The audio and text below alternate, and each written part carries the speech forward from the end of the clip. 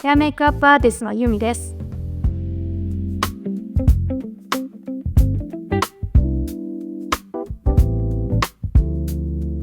私はもう自分にとにかくコンプレックスがあったので、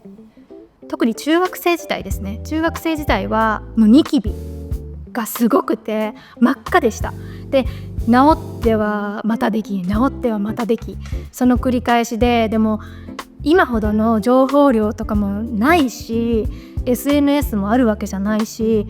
何をどうしていいかわからなかったんですよ。で、そんな時に困ってるんだけど、そういう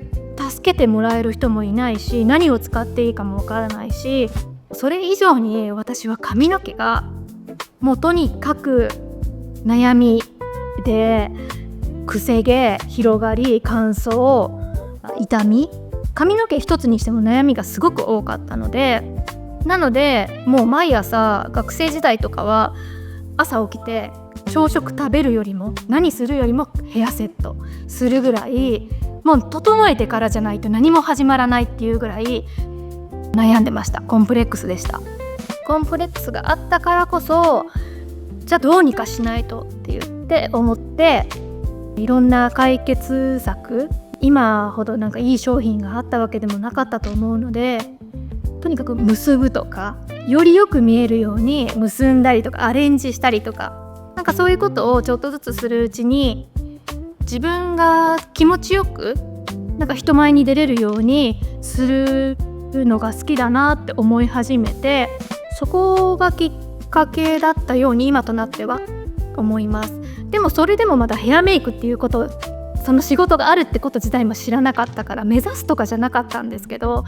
18歳で上京して、そこでなんかやっぱり地元徳島なんですけど、情報量が違う、見るもの全て違う。その中でやっぱりこんなこともあるんだとか、こういうやり方もあるんだとか、そこでヘアメイクさんも知りましたし、なんかそこからどんどん視野が広がって、なんか私美容としてこうやって同じように悩んでいる方たちをサポートできたらとか、なんか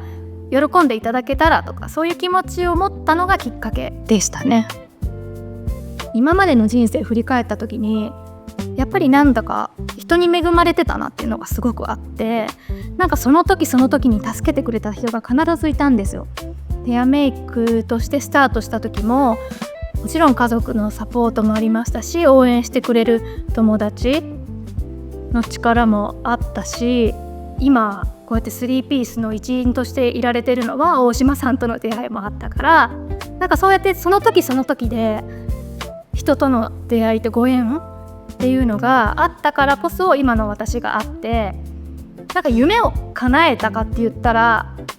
まだまだだと自分では思っていて、なんかまだまだこれからいろんなことにも挑戦していきたいなとは思っています。はい。私が一番実感したのは、5年前の出産した後、本当にもう人ともそこまで会わなかったし、まさにコロナ禍だったんですよ。なので、もちろんメイクもしないし、その自分の時間が取れない中で気持ちも落ちちゃって、前を向けない、ただひたすら目の前にあることを必死になってやってる状況だったんですね。双子だっていうのもあって、一人でいっぱいいっぱいになっちゃうこともあったりとかして、そんな時にちょっとお昼寝した時にリップ塗ったんですよ。出かけるとかじゃなく、自分のために、そこに目の前にあったから、ちょっと塗ってみようかなって、そう気軽に。そしたらなんかちょっと気持ちが晴れたんですよね。何をしたとかじゃないんですけど、こんなことでいいんだと思って、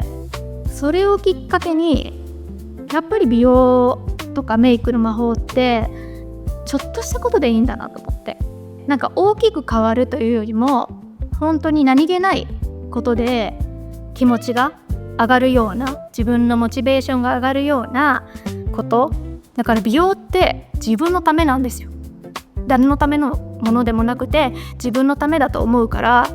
自分を大切にすることにつながってくるのかなと思いました。はい。それはもう私も40代に入ってやっぱり悩みが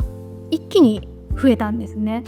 なのでそれをどう解決するか、解決しなかったとしてもそれをどう気持ちの面でもそうですし和らげてあげられるか、だからいろいろ試行錯誤しながらではありますけど、例えば白髪一つもそうですしたるみ一つもそうですし、ありとあらゆるところが気になってくるとは思うんですけど、でもちょっと見方を変えればどの人でもそうですけど魅力ってあるんですよ。やっぱり今までこの人生歩みが顔に出るというか、顔はもう自分で作ってると思うから、なのでそこで諦めずにちょっとしたことですね、リップ塗る、じゃあマスカラつける、お話聞いてるとやっぱりマスカラなんて何年もやってませんとか、リップもリップクリームだけで済ましてますとかいう方も結構いらっしゃって、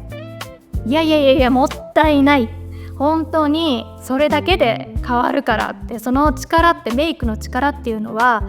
すごいパワーを持ってるし、それはもうやり方がわからないのであればもうお伝えします、本当に。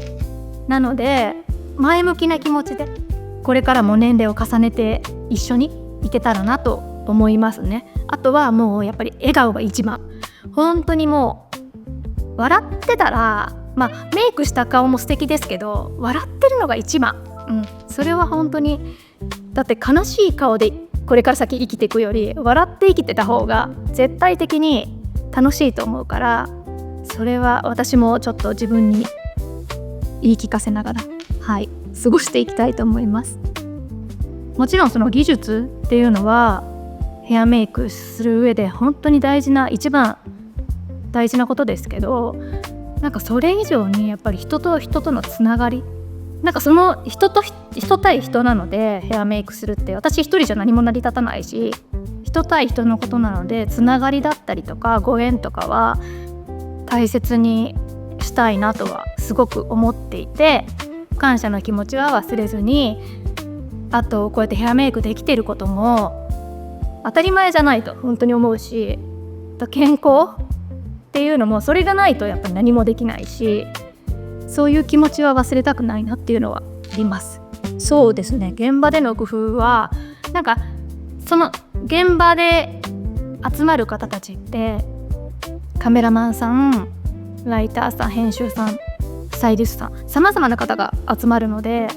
私一人じゃ何もできないし成り立たないし、やっぱりチームなんですよ。なのでチームの一員として一つのものを作り上げる、コミュニケーションをちゃんと取るっていうのは大事にしていますね。一つのものを作り上げる上で私もちゃんと意見を出したりとか、そういったのも心がけていますし、その場の雰囲気とか良くなるようにとか、なるべく気をつけながら工夫しています。もう好きじゃなかったら続かないし、だけど好きだけでもできないとは思うんですよ。ただもう根本的なとこにやっぱり好きっていう気持ちがないと、それはもう多分私も諦めてたと思うんですけど、本当に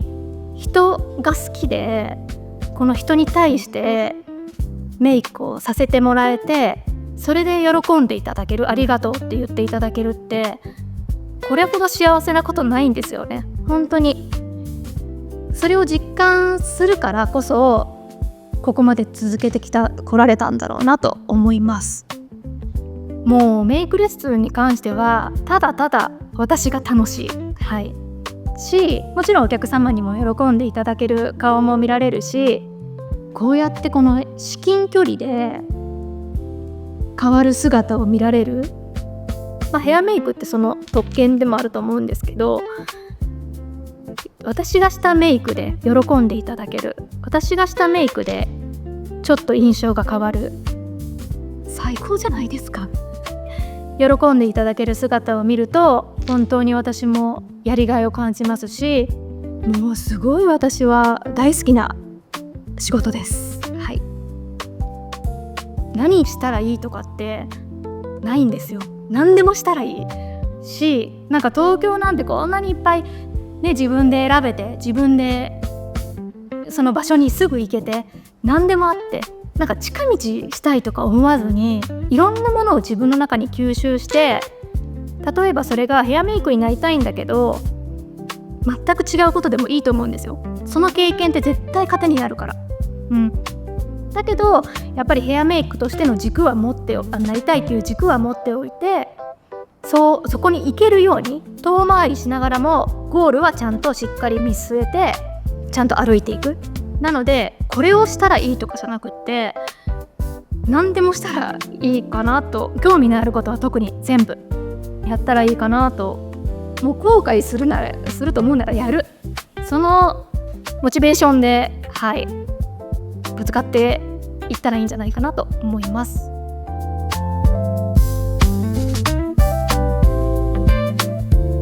メイクとかヘアだけでちょっと変わるだけで本当に気持ちがパッと明るくなると思うんですね。なので頑張りすぎずに、私も皆さんのそのお手伝いができたら嬉しいと思いますし、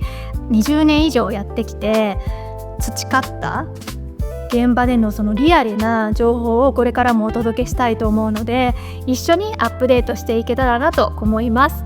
ありがとうございました。